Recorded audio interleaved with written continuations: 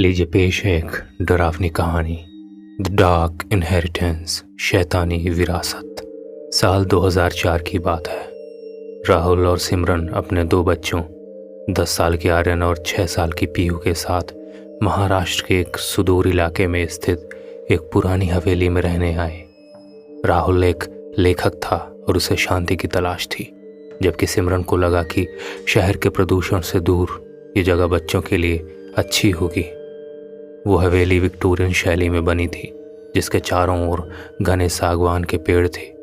जैसे ही उन्होंने घर में कदम रखा, सिमरन को एक अजीब सी ठंडक महसूस हुई, जबकि बाहर चिलचिलाती धूप थी। क्या तुम्हें महसूस हुआ? सिमरन ने पूछा। क्या? राहुल ने सामान अंदर रखते हुए कहा। कुछ नहीं, शायद मेरा वहम है। लेकिन वो वहम नहीं था। घर की घड़ियों ने उसी रात ठीक 3:15 पर रुकना शुरू कर दिया। पहली रात सब शांत था, लेकिन आधी रात को पीहू की चीख ने सबको जगा दिया। जब राहुल और सिमरन उसके कमरे में पहुंचे तो उन्होंने देखा कि पीहू कोने में दुबक कर बैठी थी और अलमारी की ओर इशारा कर रही थी। वहाँ वो बूढ़ी औरत बैठी है, पीहू ने सिसकते हुए कहा। राहुल ने अलमारी खोली, लेकिन वहां कुछ नहीं था। बेटा, ये सिर्फ एक बुरा सपना था। अगले कुछ दिनों में घटनाएं और भयानक होने लगी। आर्यन के शरीर पर बिना किसी कारण के नीले निशान पड़ने लगे। घर में सड़ी हुई मांस जैसी दुर्गंध आने लगी। सिमरन ने देखा कि घर के पालतू कुत्ते ब्रूनो ने घर के अंदर कदम रखने से मना कर दिया था और वो घंटों बेसमेंट के दरवाजे की ओर देखकर भौंकता रहता था। एक दोपहर जब सिमरन कपड़े सुखा रही थी, उसने सुना कि कोई ताली बजा रहा है।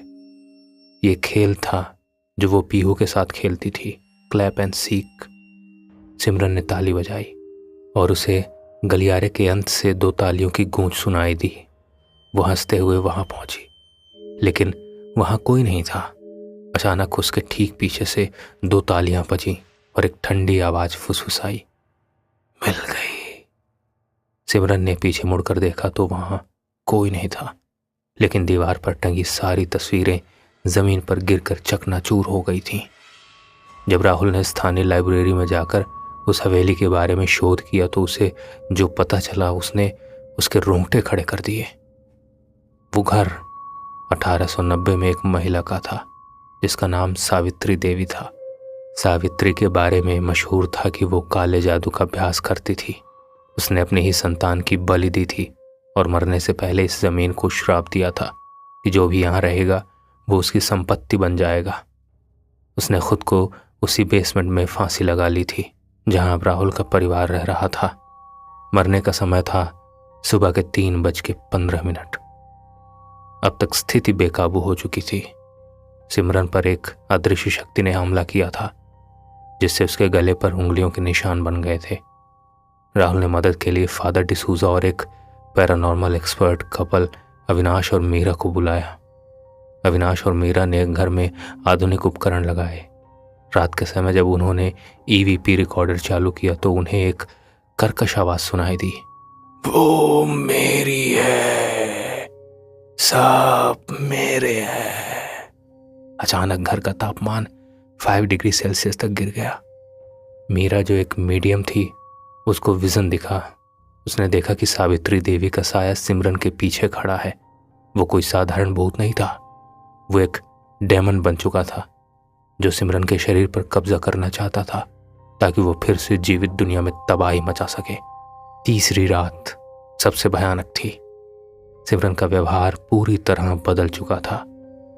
उसकी आंखें काली पड़ गई थीं और वो एक ऐसी भाषा में बात कर रही थी जो किसी ने नहीं सुनी थी। उसने राहुल को एक हाथ से उठाकर दीवार पर दे मारा। फादर डिसूजा ने दुष्ट आत्मा मुक्ति की प्रक्रिया शुरू की। पवित्र आत्मा के नाम पर मैं तुम्हें आदेश देता हूं, इस शरीर को छोड़ दो। फादर चिल्लाए। हवेली हिलने लगी, खिड़कियों के कांच टूटने लगे। सिमरन हवा में तैरने लगी। उसने चिल्लाकर कहा, तुम मुझे नहीं रोक सकते। ये घर मेरा मांस है, ये दीवारें मेरी हड्डियां हैं। तभी मीरा को एहसास हुआ कि वो शक्ति बेसमेंट की एक पुरानी तिजोरी से जुड़ी है, जिसमें सावित्री का वो काला पेंडेंट रखा था जिसे पहनकर उसने जान दी थी। अविनाश बेसमेंट की ओर भागा। अंधेरे में उसे ऐसा महसूस हुआ कि सैकड़ों हाथ उसे दीवारों से खींच रहे हैं। जैसे ही अविनाश ने तिजोरी तोड़ी और पेंडेंट निकाला, सिमरन ने एक भयानक चीख मारी। फादर डिसूजा ने गंगा जल और पवित्र जल का छिड़काव किया। राहुल ने चिल्लाकर कहा, सिमरन, अपने बच्चों के बारे में सोचो, उनसे लड़ो। सिमरन के अंदर की ममता ने उस अंधेरी शक्ति को एक पल के लिए कमजोर किया। उसी पल अविनाश ने पेंडेंट को आग के हवाले कर दिया और उस पर पवित्र चिन्ह बना दिया।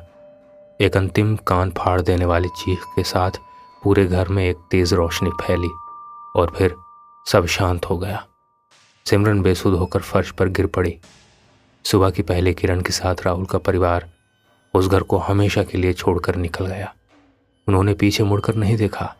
हवेली की दहलीज छोड़ने के बाद राहुल के परिवार को लगा था कि डरावना सपना खत्म हो गया है, लेकिन पिशाच इतनी आसानी से पीछा नहीं छोड़ते। ये इस कहानी का अंतिम और सबसे खौफनाक हिस्सा है। हवेली छोड़ने के 6 महीने के बाद राहुल का परिवार अब मुंबई के एक आधुनिक अपार्टमेंट में शिफ्ट हो चुका था। वहाँ सब कुछ सामान्य लग रहा था। पीहू फिर से स्कूल जाने लगी थी और आर्यन के शरीर के निशान भी मिट चुके थे, लेकिन सिमरन बदल गई थी। वो अक्सर घंटों आईने के सामने बैठी रहती थी और खुद से ही धीमी आवाज में बातें करती थी।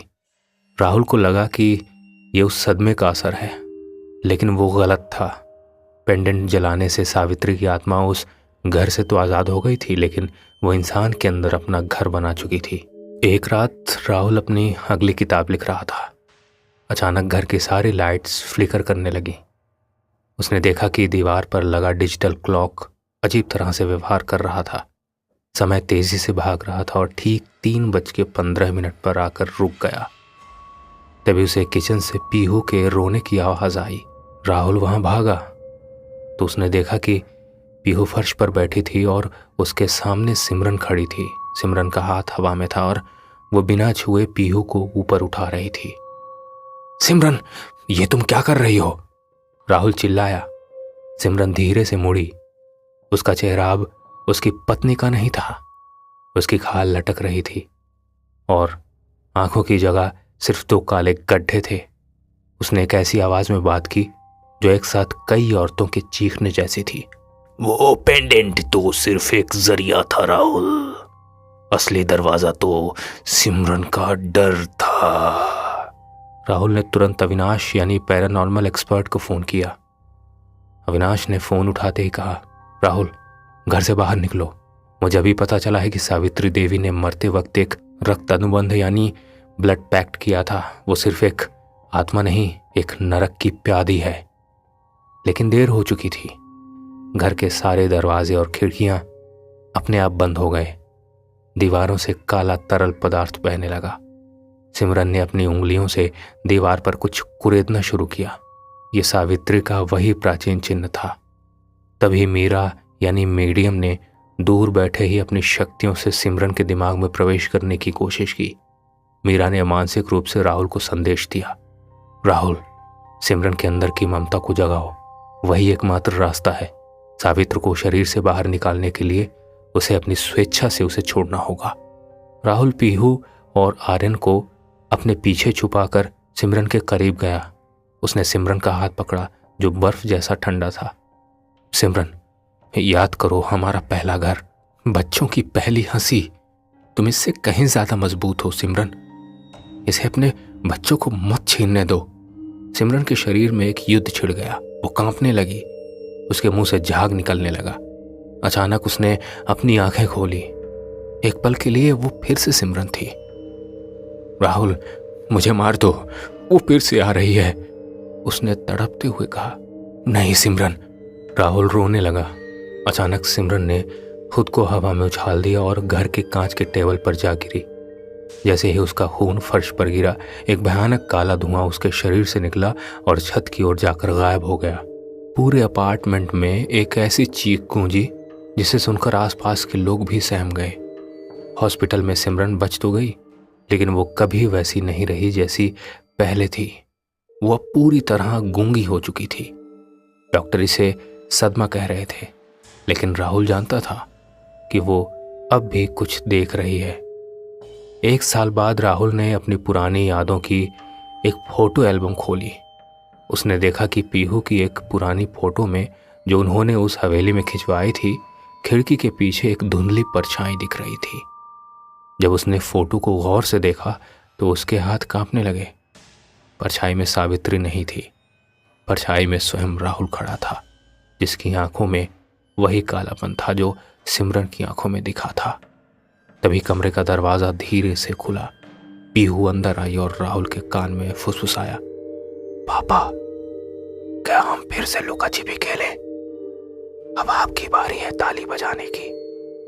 राहुल ने धीरे से अपनी नजरें उठाई और दीवार की घड़ी देखी।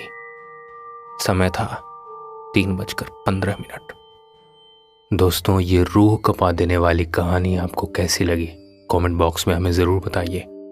चैनल में अगर आप नए हैं तो चैनल को सब्सक्राइब कर लीजिए, ताकि ऐसी ही डरावनी कहानियाँ आपके लिए हम लेकर आते रहें।